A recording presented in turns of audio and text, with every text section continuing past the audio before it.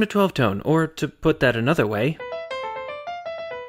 Okay, that may have sounded like a nice but strange melody, but it was actually a sentence in La Langue Musicale Universelle, or the Universal Musical Language, also known as Sol Re Sol. Sol Re Sol was invented in the mid-19th century by a French musician named Jean-François Sudre, who'd become fascinated with the idea of a language made of music. His first attempt, which he called La Téléphonie, was fairly straightforward. He just took the French alphabet and assigned each letter to a musical note. This wasn't really a new language, though. It was more like a code, and it found its home where most codes do, the military. Sudre tried to sell his system to the French army and later the Navy, but despite early interest, they never actually paid him for it. He even built a series of properly tuned cannons in order to increase the volume of his transmissions, but to no avail. Still though, he wasn't about to give up on his dream. Instead, he set his sight on an even more ambitious task, a universal second language. His goal was to create a language that was bound to no particular country, one that every person learned in addition to their native tongue, allowing free communication across cultural borders. But just converting French into a musical code wasn't good enough for that. Sudre was going to have to invent a real language. To do this, he turned to a system of musical notation known as solfege. This is that do-re-mi stuff Julie Andrews was singing about. Well, almost. In The Sound of Music, the notes are do, re, mi, fa, sol, la, ti, do, which is the English method, but most other countries in Europe use si instead, and since Sudre was French,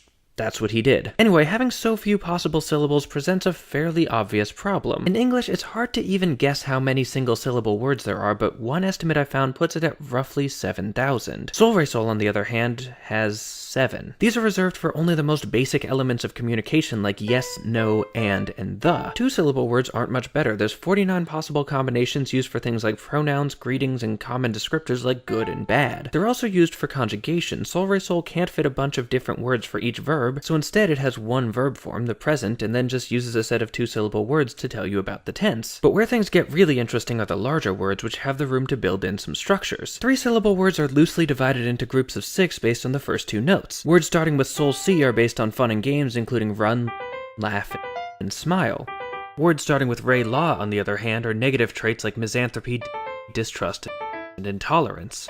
At 4 syllables, he takes this concept to a whole new level, breaking all the words up into 7 groups called keys based on their first syllable. The key of do, for instance, is all about humanity, including the body, mind, and spirit. The key of re is for words about the household and family. Mi is for actions and flaws, fa is for travel and war, sol is for art and science, la is for industry, and si is for government. There's also a second set of keys that come up when your word includes a note repeated twice in a row, although their meanings are usually related to the